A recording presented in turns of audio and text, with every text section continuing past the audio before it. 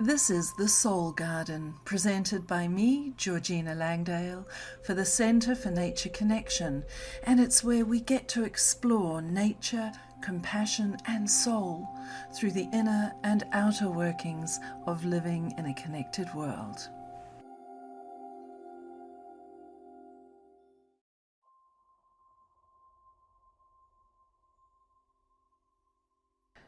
Today I'm thinking about conscious dying in a death-phobic society.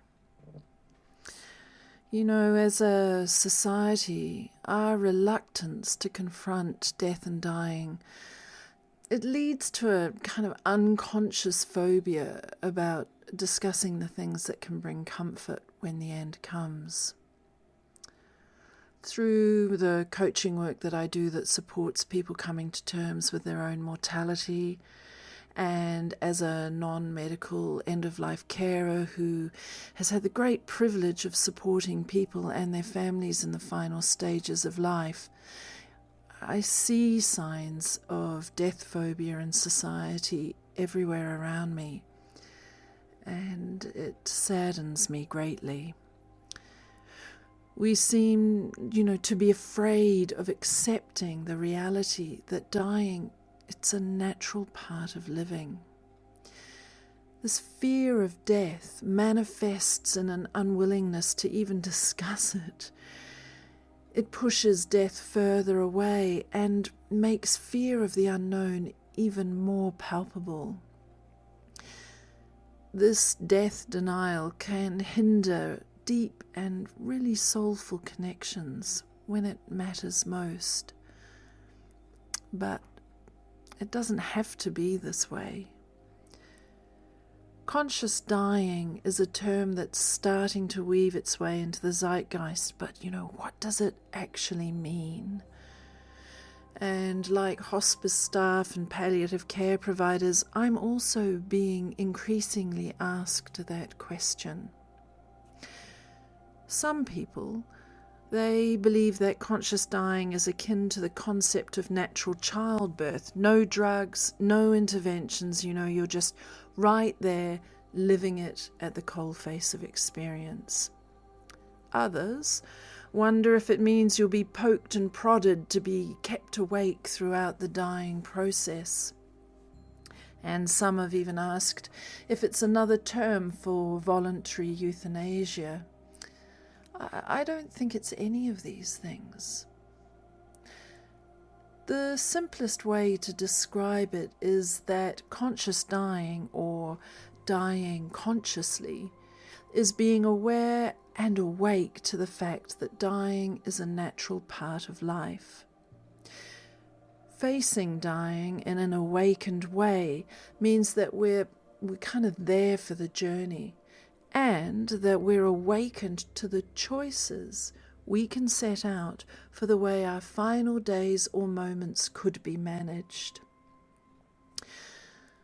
Often the phrase gets wrapped up in the silken scarves of sacred journeys and passages, and while it is a profoundly sacred time, there is also the practical underbelly that simply says, the more conscious you are about death as part of life, the more freedom you have to make choices and requests to lay out the things that you believe will bring you comfort when that time comes. And contrary to the idea of a drug-free birth, a conscious death can also mean that it does involve an effective medication plan if required. Palliative care nurse and author Barbara Carnes says, death is not painful. It's the effects of the disease one is suffering from that can be painful. Conscious dying doesn't mean that we need to die in a painful way. Awake does not have to mean in pain. For many, the reality also may be that at the end of life, awake might not even mean awake. What it does mean is that the person approaches their end of life knowing that, as sad as that may be, endings, like beginnings, are a natural part of life. Viewed in this way, the term conscious dying opens up a different type of conversation at the bedside. It invokes a new discussion around how a patient may be supported at the end of life. We've become focused on treating the potential cause of death to a point that no room is left for a conversation about death itself. And this is reflected in studies that show less than 20% of medical students have any formal training about how to manage conversations with patients about dying. But what if that were different? Conscious dying, it's not about pushing death away or hastening it. It's about acknowledging death within the natural cycle of life. And in my experience, a conscious awareness of death and dying can dramatically reduce fear for everyone in the room. The emergence of conscious dying as a term in the end-of-life care space creates an opportunity for a shift in communication style for health professionals and patients.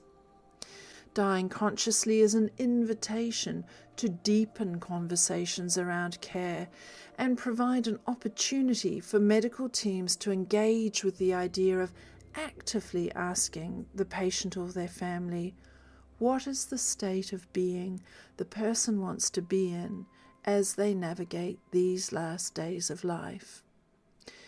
Approaching this through a soulful lens has the potential to transform the dialogue. The modern medicine paradigm presents a range of options for pain management at the end of life.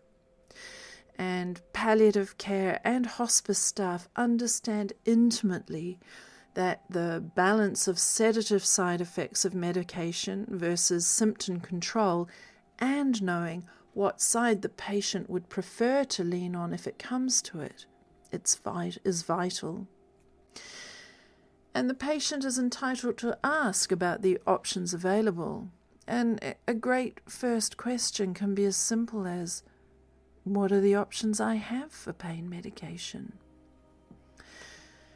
Patients are entitled to communicate their wishes for the medical and non-medical ways they want to approach their death. So another valuable part of the discussion between health professionals and family members of the dying is about the dying process itself. This can help those to better understand the natural process of the body as it winds down towards death, and therefore understand that some things they may observe are not the effects of medication, they are simply the lived experience of dying. In the natural carer end-of-life training that I offer, we really look at the conscious choices we make and can make as we prepare for the end of life. We look at how we can prepare for the future from a practical and also from a deeper and more soulful perspective. We look at how we can capture and understand the things that will bring someone comfort in their final moments, and what those final moments may look like, so that health professionals, caregivers, and family members can support the person's consciously made choices as faithfully as possible. I believe that, death is part of life and not something to be pushed away.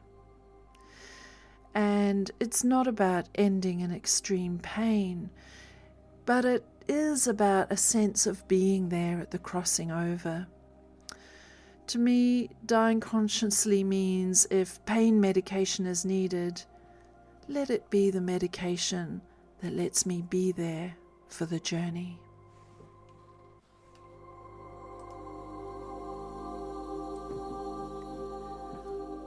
For more information on the natural carer, visit centernatureconnection.org. I'm Georgina Langdale, and this is the Soul Garden.